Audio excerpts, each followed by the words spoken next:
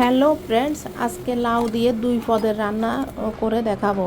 লাউয়ের খোসা দিয়ে পেঁয়াজু বানালাম এবং চিংড়ি মাছ দিয়ে লাউ দিয়ে রান্না করলাম।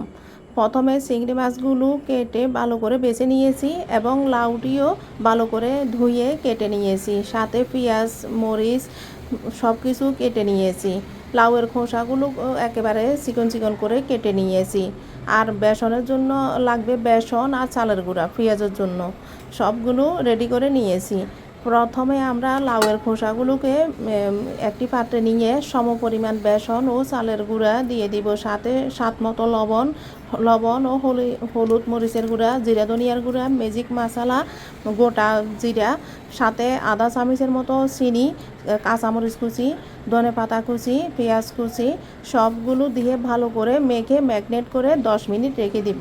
এদিকে তেল গরম হয়ে গেছে, পেঁয়াজগুলোকে উল্টিয়ে পাল্টিয়ে লাল লাল করে মুচমুচে করে ভেজে নামিয়ে নেব।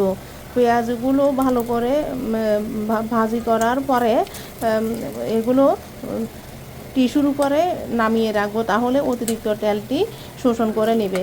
বন্ধুরা, বাচ্চারা কিন্তু লাউ খেতে চায় না, কিন্তু লাউয়ের খোসা দিয়ে যখন পেঁয়াজও বানানো হবে তখন বাচ্চারাও কিন্তু এই পেঁয়াজগুলো সবাই খাবে। যারা লাউ পছন্দ করে না তারাও কিন্তু এই পদটি পছন্দ করবে। এরপরে লাউ রান্না করার জন্য চিংড়ি মাছগুলোকে আগে থেকে ধুয়ে নিয়েছিলাম। এবার লবণ হলুদ মাখিয়ে ভালো করে তেলের মধ্যে কষিয়ে নিয়েছি।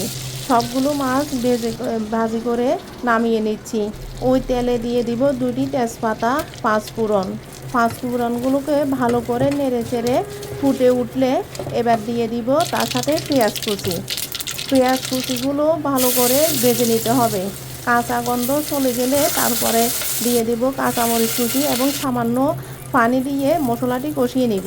সাথে দিয়ে দিলাম আদা পেস্ট, লবণ, তারপরে হলুদ মরিচের গুঁড়ি সব কিছু দিয়ে মশলাটি ভালো করে কষিয়ে নিব। বন্ধুরা, আমি 5 মিনিট পর্যন্ত মশলাটি কষিয়ে নিয়েছি এবং উপরে তেল ছেড়ে দিয়েছে। দেখেন বন্ধুরা, এই পর্যায়ে কেটে রাখা লাউগুলোকে দিয়ে ভালো করে ভাপিয়ে নেব। ঢাকনা দিয়ে ডেকে ডেকে অনবরত নেড়ে ছেড়ে লাউগুলোকে উল্টিয়ে পাল্টিয়ে মজিয়ে নেব। বন্ধুরা, আর কোনো পানি দেওয়া লাগবে না, লাউ থেকে যথেষ্ট পানি বের হয়ে যাবে। দেখেন বন্ধুরা, আমি কিন্তু ওই মশলা কষানোর সময় যা দিয়েছিলাম আর পানি দেওয়া লাগে নাই।